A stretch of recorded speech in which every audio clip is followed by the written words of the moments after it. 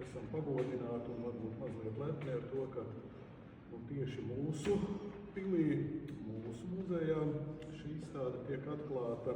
Bet izstāde nav, es domāju, nejauša, tā ir ļoti jauša, jo ir tāda, kā varētu teikt, tāda drusku monokroma darba. Viens no īpašākajiem ir bērns, kas ir otrajā stāvā, bet par to bērnu motīvu droši vien tāds pat varētu pastāstīt.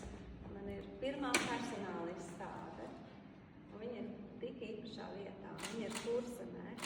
Man tētis ir kurzemnieks. Un par bērziem. Bērzi iet cauri tas motīvs visai izstādē, jo bērs man ir īpašs koks. Ir satraukums, bet ir liels prieks, ka šodien ir